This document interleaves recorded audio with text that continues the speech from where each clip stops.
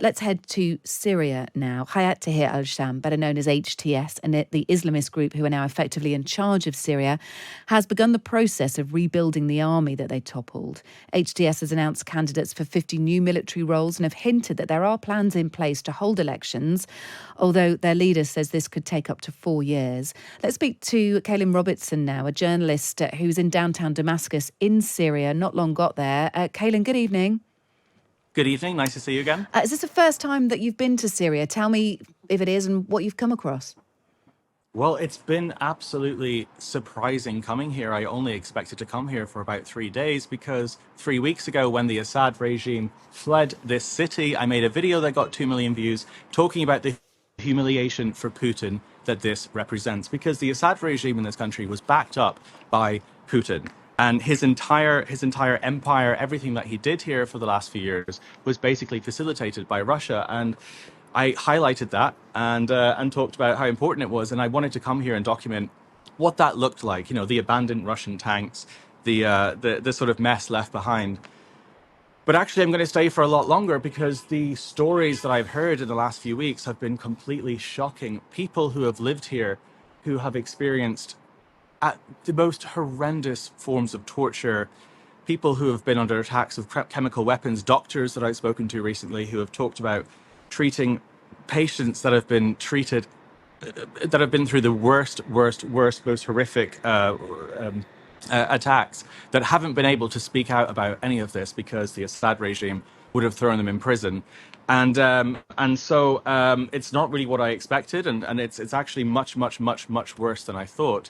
This place is ecstatic in other ways. You know, I was here for New Year's Eve, and there were fireworks in the sky, and you could hear them endlessly, and it was beautiful seeing a country liberated for the first time.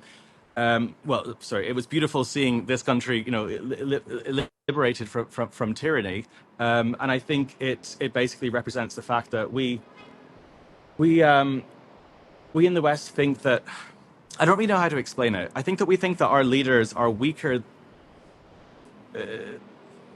It's quite difficult to describe what's going on here, but tyrants are weaker than we think, and Assad fell in this country fast. And what Putin is doing to the world and what tyrants are doing to this world, actually, I think we overestimate them.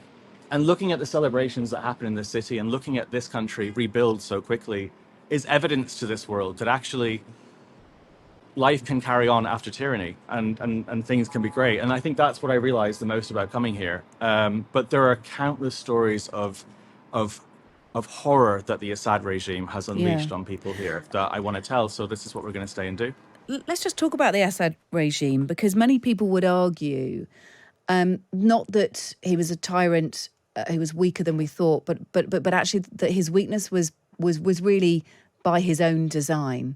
There was several accusations of embezzlement of money, a defunded army, which is why the Syrian army couldn't fight against rebel groups like HTS as they were advancing on Damascus.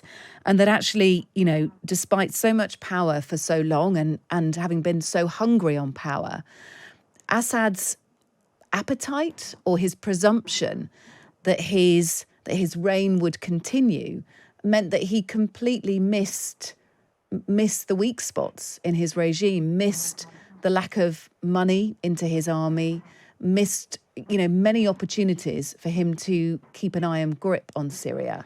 So that is the other side of this, really, is that there was a lot that President Assad did, or former President Assad did, that actually was of his own undoing. It wasn't because it was weak. It was because he'd actually made himself weak. Well, I mean, speaking to locals here and speaking to people here that actually were involved in the government and now don't like it anymore. I mean, he wasn't supposed to be the president. You know, his brother was killed in a car accident, and he was called to come and run this country.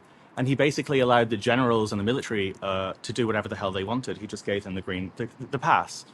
And that's kind of where everything went wrong. He allowed the military here to do whatever they wanted to keep him in power.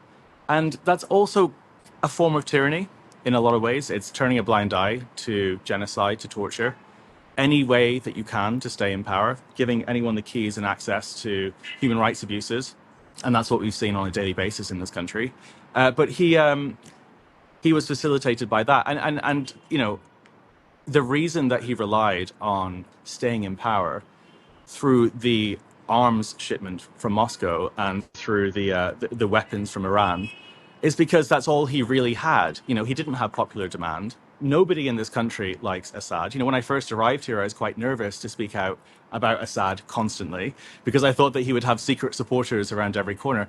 But he doesn't. I can stand here on a rooftop tonight and talk about him endlessly being a horrible person, being a tyrant, which he is.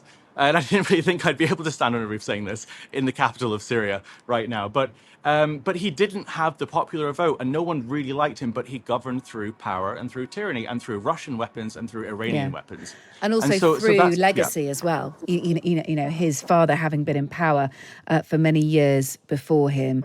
Let's talk about whether there is a correlation here to Vladimir Putin, or indeed how you've been looking at how Russia ties into this story here in Syria.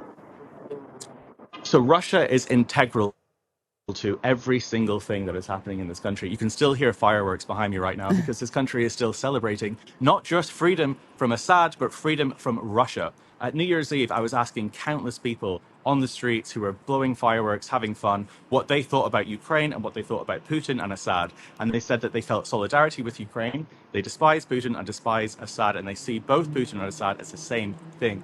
The generals that actually operated in the Kharkiv retreat, in operations in Bucha, were redeployed here in Syria after the Ukraine war. A lot of the soldiers here that were generals, a lot of the generals that were here before the Ukraine war were then deployed to invade Ukraine. There are massive ties to this. And the main reason I'm actually staying here for longer is because we have seen countless examples of evidence of Russian involvement in this regime that haven't even been spoken about yet. There are weapons factories in the hills behind me that we're actually going to this weekend that have had shipments from Russia to create those weapons. Also, the forms of torture that are used, that have been used under the Assad regime in this country, CS gas, restricting airwaves, putting gas masks on people. These are sort of types of tortures that were created and pushed under the generals of the Russian army before they came to this country. We also spoke to doctors today in the north of Damascus who said that the type of chemical burns and chemical attack victims that they had seen being rushed into their hospitals, they hadn't seen them before 2016. And in 2016, that's when Russia started supplying their arms. So Russia is absolutely integral to this. Also, Assad is in Moscow right now. He didn't flee to Dubai. He didn't flee to London. He fled to Moscow because that's where his heart is. That's where his home is, Moscow. That is where the heart of tyranny is, in Syria, in Ukraine, and in every part of the world that has seen the atrocities and the tentacles of Putin. And everyone can feel that here. There's a fireworks in the background, I think. I think it's fireworks. Yep. I live in Ukraine, and I've come here, and I'm kind of used to. It's quite difficult to decipher the difference between fireworks or bombs or air defense or guns. Yeah, so yeah. It's pretty wild. Well, look, although there is a lot of gunfire here, there's a lot of AK-47s being fired into the sky, pretty much constantly. In celebration. In celebration, I think. We hope. Yes. Although better. Well, things have returned to stability quite a lot here. I mean, things are working well. You walk through the souks and things are functioning.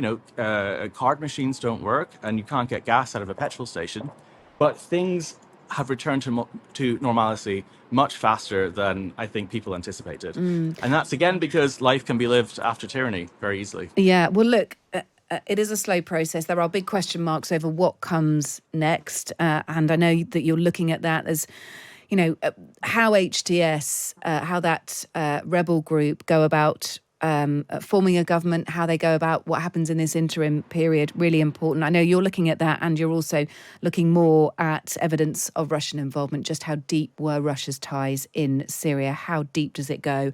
We'll speak to you again, Caolan, I know. Caolan Robertson, who is in Syria, is in downtown Damascus at the moment. Really interesting speaking to you again, Caolan. Thank you.